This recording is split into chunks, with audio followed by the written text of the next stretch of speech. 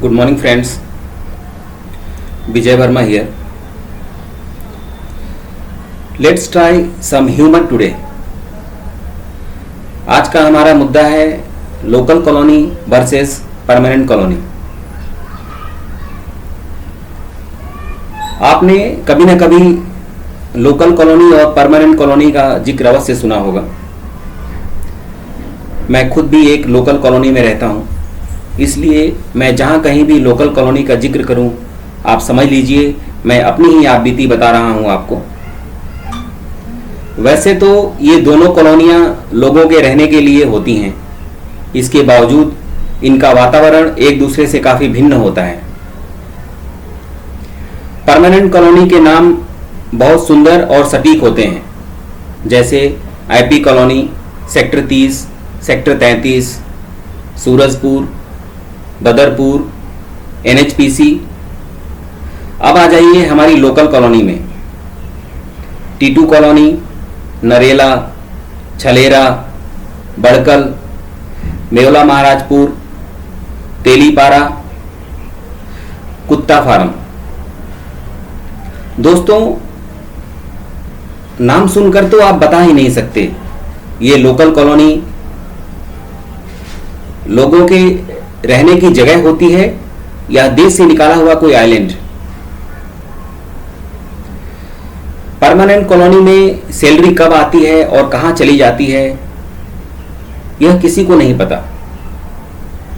हमारे local colony में salary के वक्त शराब के ठेकों को ऐसे सजा दिया जाता है जैसे इलाके में बारात आई हो।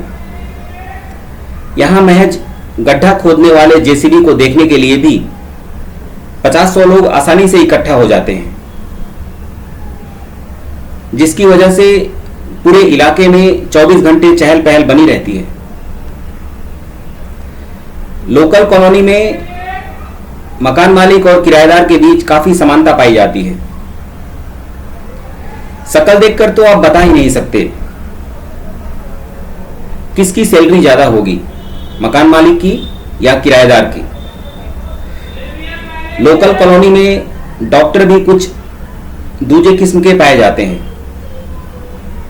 ये अपने मरीज से बस कुछ ही ज्यादा पढ़े लिखे होते हैं। उदाहरण के तौर पर यदि मरीज हाई स्कूल पास है तो डॉक्टर निश्चित ही इंटरमीडिएट पास होगा बस। लोकल कॉलोनी में कोई नया सामान लेने का मतलब है पूरे मोहल्ले को अपने घर का निमंत्रण देना। मान लीजिए आपने नया फ्रिज लिया है, तो जब तक आप उस फ्रिज में बर्फ जमाकर लोगों को नहीं दिखा देते तब तक लोग आपका पीछा नहीं छोड़ेंगे। लोकल कॉलोनी में आपकी नींद किसी अलार्म क्लॉक से नहीं खुलती है। यहां आपकी नींद खुलती है अपने पड़ोसियों के बीच किसी बात को लेकर भयंकर बढ़ चुके वाद विवाद के कारण। उदाहरण के तौर पर यदि सुबह सुबह किसी के घर के सामने अनावश्यक कूड़ा पाया गया तो उस दिन आपकी नींद जल्दी खुलनी लगभग तय है।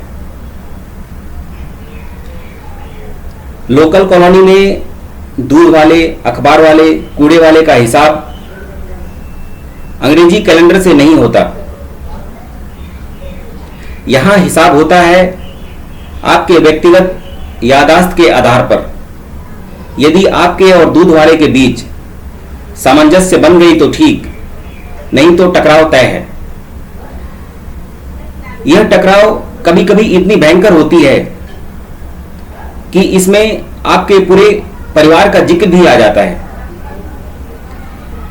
इसलिए मैं कहता हूं दोस्तों, यदि जिंदगी जीना है तो परमानेंट कॉलोनी ठीक है, परंतु यदि जिंदगी जीते जी जिंदगी के सभी रसों का आनंद लेना है, या यूं कहें कि जिंदगी जीते जी मरने तक की अनुभूति करनी है आपको, तो मेरे हिसाब से लोकल कॉलोनी से बेहतर और कोई जगह नहीं हो सकती इस दुनिया में।